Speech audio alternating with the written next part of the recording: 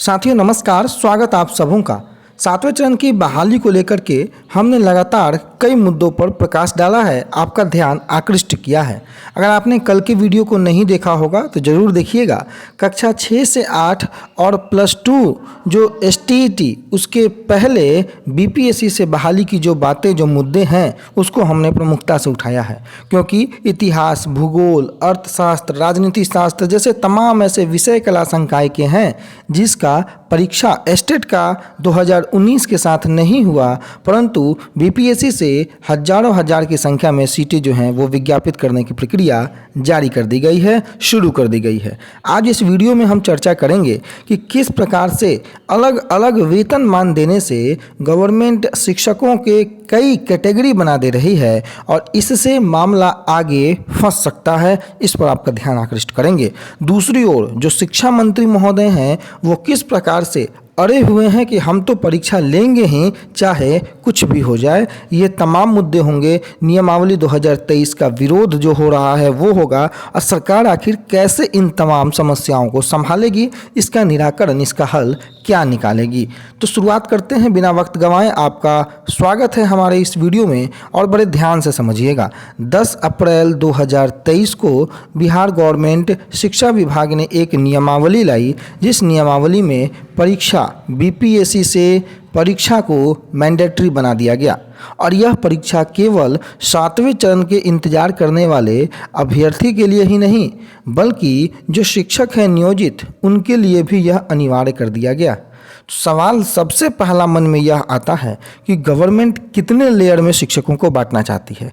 तमाम अखबारों में जो खबरें प्रकाशित हुई हैं उनको भी हम दिखाएंगे। शिक्षा मंत्री ने परीक्षा संबंधी जो बड़े बयान दिए हैं उसको भी हम दिखाएंगे, लेकिन उसके पहले आप इसको देख लीजिए कि सबसे पहले वर्ष 2006 के पहले जो BPSC से बहालियाँ हुई हैं, जो नियमित शिक्षक हैं वो शिक्षकों का एक लेयर हो गया। एक शिक्षकों का जो लेयर है वो नियोजित शिक्षक जो हो रहे हैं, जो अभी तक बहाल हुए हैं 4 लाख, वो शिक्षकों का लेयर। अब एक नए शिक्षकों का लेयर होगा जो नियोजित होकर के इनको वेतन संरक्षण का भी लाभ मिलेगा। मैं अगले वीडियो में वेतन संरक्षण के मुद्दे पर भी चर्चा करूंगा, बहुत महत्वपूर्ण मुद्दा है। जो नियोजित हैं उनको, जो BPSC क्वालिफाई कर जाएंगे नियोजित, उनको वेतन संरक्षण का लाभ देते हुए नए वेतनमान के साथ बढ़े हुए वेतन पर इनकी बहाली सुनिश्चित होगी। लेकिन जो नियोजित हैं और अगर वो BPSC क्वालिफाई नहीं करते हैं तो वो नियोजित रह जाएंगे, इसका एक अलग लेयर बन जाएगा। दूसरी ओर जो नए अभ्यर्थी आ रहे हैं अगर वो BPSC क्वालिफाई करते हैं तो उनको एक अलग वेतनमान दिया जाएगा और जो शिक्षक अभ्यर्थी फेल कर जाएंगे वो तो बाहर हो ही जाएंगे। तो ये 4-5 लेयर में जो शिक्षकों को बिहार के विद्यालयों में बांटा गया और अलग अलग सैलरी पे। BPSC से 2006 में जो शिक्षक बहाल हैं, आप उनकी सैलरी देखिएगा तो बहुत ही आकर्षक सैलरी वाकई में उसे कहते हैं। लेकिन गवर्नमेंट इस बार आकर्षक सैलरी के नाम पर 40 से 50 हज़ार का जो है तनख्वाह आपके सामने लाई है। मूल वेतन 25 से 32 हज़ार की है।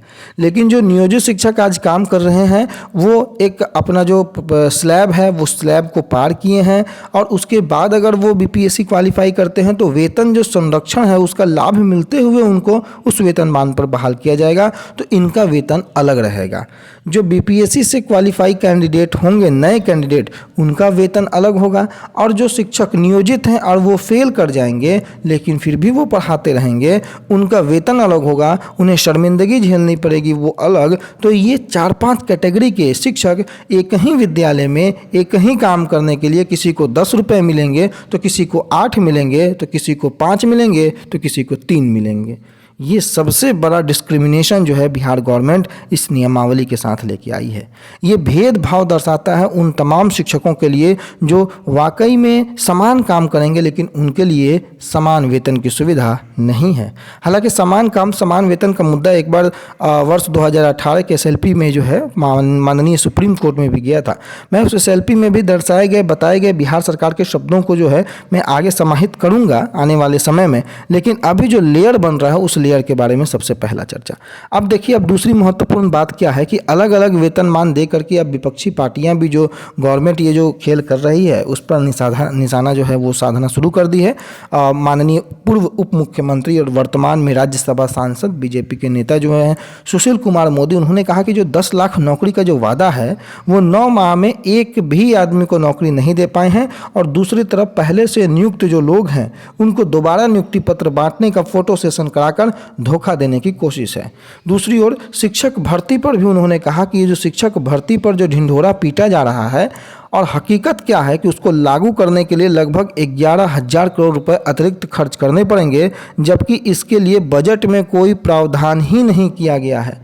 तब सवाल उठता है कि जब बजट में कोई प्रावधान नहीं किया गया है तो क्या सरकार वाकई में बहाली करना चाहती है या बहाली को फंसाना चाहती है।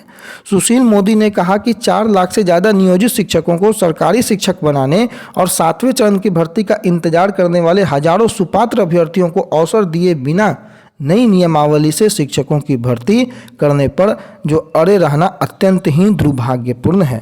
अब ये ऐसा क्यों कह रहे हैं कि वो अड़े हुए हैं, इसके पीछे भी कारण है। अब आप देखिए, माननीय शिक्षा मंत्री हैं हमारे, उन्होंने स्पष्ट कहा है कि बीपीएससी की परीक्षा पास करने वाले शिक्षकों को ही मिलेगा राज्यकर्मी का दर्जा, अदरवाइज आप राज्यकर्मी का दर्जा नहीं ले पाएंगे। और अगर आप मैनिफेस्टो उठा के देखें माननीय मंत्री महोदय की पार्टी का, तो बिना शर्त राज्यकर्मी का दर्जा देना, समान काम समान वेतन देना, सभी संविदा कर्मियों को नियमित करना, ये तमाम वादे थे इनके मैनिफेस्टो में, और इन्हीं वादों के बल पर ये सिंगल लार्जेस्ट पार्टी बनकर उभरी।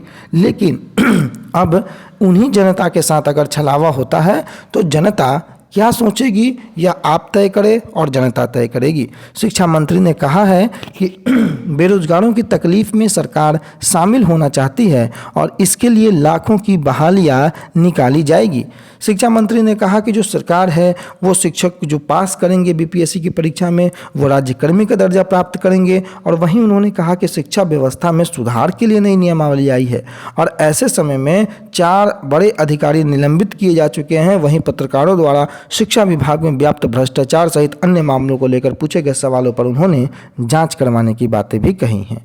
तो कुल मिलाकर आरजेडी के दिग्गज नेता और वर्तमान में शिक्षा मंत्री, इन्होंने नियमावली का समर्थन करते हुए बीपीएससी से परीक्षा की बातों पर खुद को अड़ा रखना उचित समझा है। दूसरी महत्वपूर्ण बात, विपक्ष और शिक्षक अभ्यर्थी लगातार बोर्ड छोड़कर रोड पर हैं, इस मांग को लेकर आगे बढ़ रहे हैं, विरोध प्रदर्शन कर रहे हैं। विरोध प्रदर्शन की एक तस्वीर आप देख सकते हैं कि नए शिक्षक भर्ती नियमावली से शिक्षक बोर्ड छोड़कर रोड पर हैं, और ये बड़ा ही दुर्भाग्यपूर्ण स्थिति है क्योंकि शिक्षकों की जगह रोड पर नहीं बल्कि बोर्ड पर होनी चाहिए। बाकी आने वाले समय में जो भी महत्वपूर्ण स्थिति बनेगी, जो भी महत्वपूर्ण अपडेट्स आएंगे, उन तमाम अपडेटों को हम आपके सामने लाएंगे। फिलहाल के लिए इतना ही। अपना बहुत ख्याल रखिएगा। धन्यवाद।